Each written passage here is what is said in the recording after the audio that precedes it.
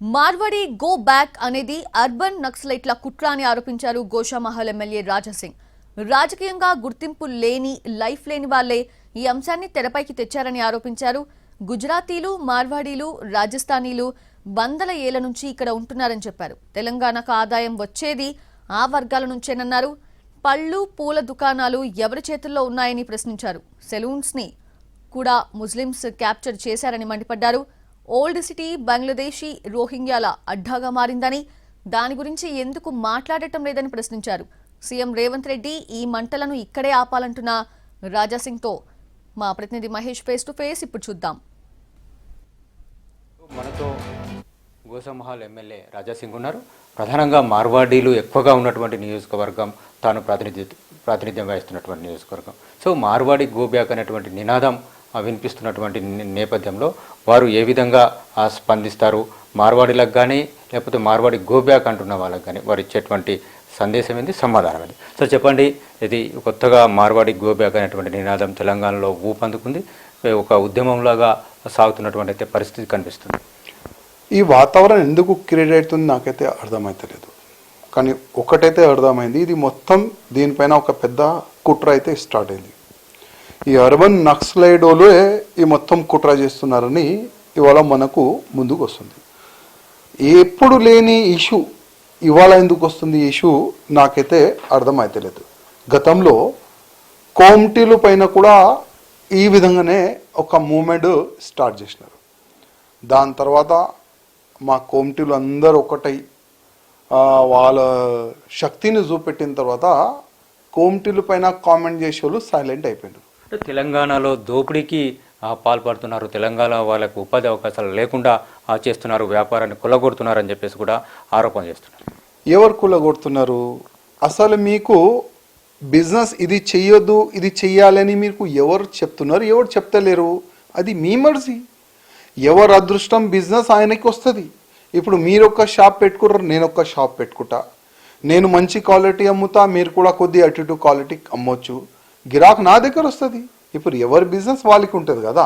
ఇప్పుడు వాళ్ళు ఇవాళ రేపు రాలే కదా, ఎన్నో సంవత్సరాల నుంచి వాళ్ళు బిజినెస్ చేసుకుంటున్నారు.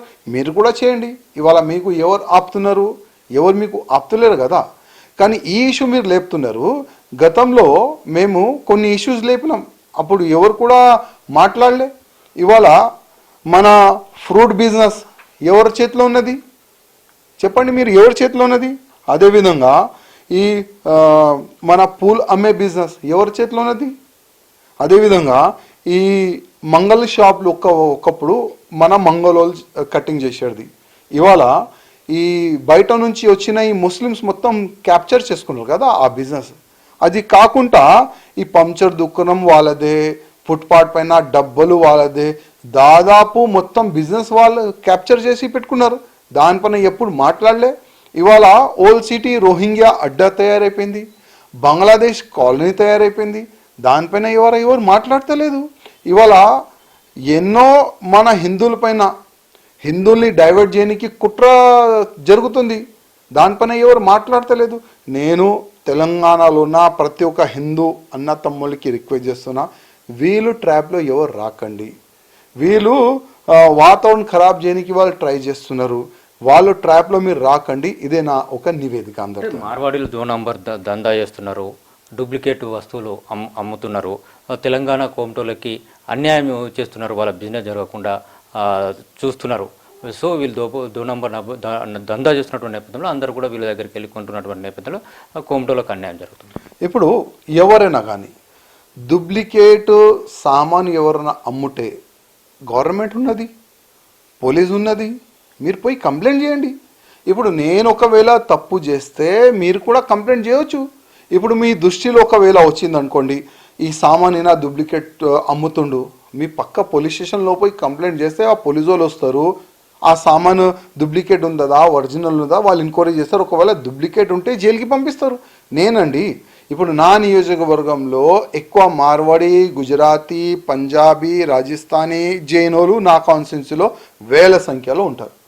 ఒక 5 days ముందు ఏ ఏరియా అంటే గుజరాతీ గల్లీలో ఫైన్ క్లబ్ వైర్ వస్తుంది కదా, ఫైన్ ఫైన్ క్లబ్ ఏదో వైర్ వస్తుంది, అది డూప్లికేట్ అమ్ముతారని మాకు ఇంటిమేషన్ వచ్చింది.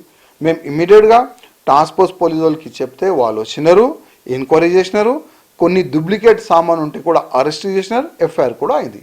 ఒకవేళ నా నియోజకవర్గంలో ఎవరైనా కల్తీ మాల్ అమ్ముతే కూడా వాళ్ళపైన నేనే కంప్లైంట్ ఇస్తా. దాదాపు నా నియోజకవర్గంలో ఉన్న మార్వాడీలు, జైనులు, గుజరాతీలు కూడా చాలా మంచి సామాన్ అమ్ముతారు, ఎవరు కూడా డూప్లికేట్ అమ్మరు. ఎవరైనా డూప్లికేట్ అమ్మితే కూడా వాళ్ళు నాకు ఇంటిమేషన్ ఇస్తారు, నేను వాళ్ళకి గైడెన్స్ ఇస్తా, పోలీస్ స్టేషన్లో పోయి కంప్లైంట్ ఇస్తారు, వాళ్ళపైన యాక్షన్ కూడా జరుగుతుంది.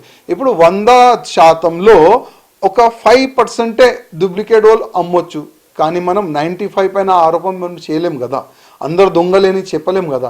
ఇప్పుడు కొన్ని చిన్న ఛానల్ డిబేట్లో గుజరాతీ వాళ్ళకి టెర్రరిస్ట్ అట్లాంటి కూడా వర్డింగ్ వాళ్ళు యూజ్ చేసుకుంటున్నారు. గుజరాతీ అంటే ప్రధానమంత్రి మోదీ గారు కూడా వస్తారు, గుజరాతీ అంటే సర్దార్ వల్లభాయ్ పటేల్ గారు వస్తారు, గుజరాతీ అంటే మహాత్మా గాంధీ గారు కూడా వస్తారు. అంటే వాళ్ళందరూ టెర్రరిస్టా? అంటే ఎవరికి ఏది పడితే ఏది నోరులో వస్తుంది మాట్లాడుతున్నారు చిన్న చిన్న ఛానల్లో, యూట్యూబ్లో. అది తప్పది. నేను డీజీపీ గారికి, పోలీస్ కమిషనర్ గారికి, ప్రత్యేకంగా రేవంత్ రెడ్డి గారికి నేను రిక్వెస్ట్ చేస్తున్నా, ఈ మంటని మీరు ఇక్కడనే ఆపండి. ఎవరైనా గుజరాతీ, జైన్, మార్వల్ పైన కామెంట్ చేస్తే పోలీసు వాళ్ళే సోమోటో కింద కేసు బుక్ చేసి వాళ్ళకి జైలుకు పంపించండి. లేకపోతే తెలంగాణలో ఇంకొక మూమెంట్ స్టార్ట్ అయ్యే అట్లాంటి ఒక మూమెంట్ నాకు కనబడుతుంది. ఇంకోటి ఏదైతే బీజేపీకి కూడా ఓటు వేయదు, వీళ్ళందరూ కూడా బీజేపీ వాళ్ళు మార్వాడి వాళ్ళ వెనుక ఉన్నారు కాబట్టి బీజేపీకి కూడా ఓటు వేయొద్దు అని చెప్పేసి కూడా ఒక నినాదం. చాలా మంది బీఆర్ఎస్లో పెద్ద పెద్ద పదవి తీసుకొని ఉన్నారు, రాజస్థానీ, మార్వాడి, గుజరాతీ వాళ్ళు బీఆర్ఎస్లో కూడా ఉన్నారు. ఇప్పుడు కాంగ్రెస్ గవర్నమెంట్ వచ్చింది, కాంగ్రెస్ గవర్నమెంట్లో కూడా చాలా వరకు మార్వాడి, జైన్, గుజరాతీ వాళ్ళు పెద్ద పెద్ద పదవి తీసుకొని వాళ్ళు పనిచేస్తున్నారు. ఇప్పుడు ఏ గవర్నమెంట్ వస్తే ఏ వ్యక్తి ఏ రాజకీయ పార్టీలో ఉంటే ఆ విధంగా ఆయన ఓటు ఆయన డైవర్ట్ చేస్తారు. కాంగ్రెస్కి ఒకవేళ చాలా వరకు ఇప్పుడు నా నియోజకవర్గంలో బీజేపీకి ఓటేస్తారు, పక్క నియోజకవర్గంలో పక్కన ఎంఐఎం కదా, అక్కడ ఎవరికి వేస్తారు చూసుకోండి.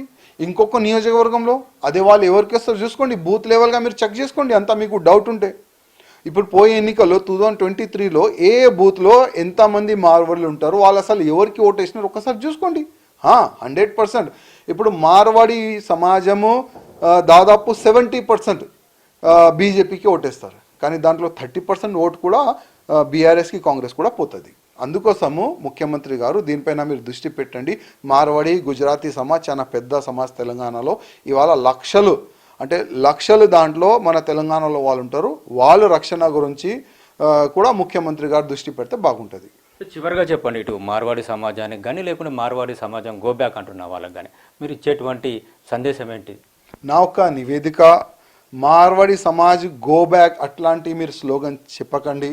రాజకీయంలో మీరు ఎరగాలంటే చాలా వరకు సబ్జెక్టులు ఉన్నాయి. గవర్నమెంట్ ఫెయిల్యూర్ గురించి మీరు మాట్లాడి రాజకీయంలో మీరు పైకి వస్తే చాలా బాగుంటుంది. కానీ ఈ విధంగా హిందువుల్ని డైవర్ట్ చేసి అట్లాంటి కుట్ర మీరు చేయకండి. ఎందుకంటే ఇవాళ హిందూ రాష్ట్రం గురించి మేము మాట్లాడతాం. నిన్ననే ఢిల్లీలో పెద్ద సభ చేసి వచ్చినాను. దాదాపు యావత్ మొత్తం భారతదేశంలో అక్కడిక్కడ పోయిన మేము ధర్మం గురించి మేము మాట్లాడతాం. ఇవాళ ఎవరైనా నాతో క్వశ్చన్ అడిగితే అసలు మీ తెలంగాణలో హిందువుల్ని డైవర్ట్ చేయడానికి ఒక కుట్ర నడుస్తుంది, మీరు ఏం చేస్తున్నారంటే సమాధానం నేను చెప్పలేను. అందుకోసం మన తెలంగాణలో ఉంటున్న మన హిందువులు చాలా సేఫ్గా, చాలా మంచిగా మన తెలంగాణ వాళ్ళు చూసుకుంటారు. అట్లాంటి ఒక మంచి మెసేజ్ వెళ్ళాలి. కానీ మార్వాడి, గుజరాతీ అందరు గో బ్యాక్ అట్లాంటి తప్పు మెసేజ్ వెళ్ళకూడదు.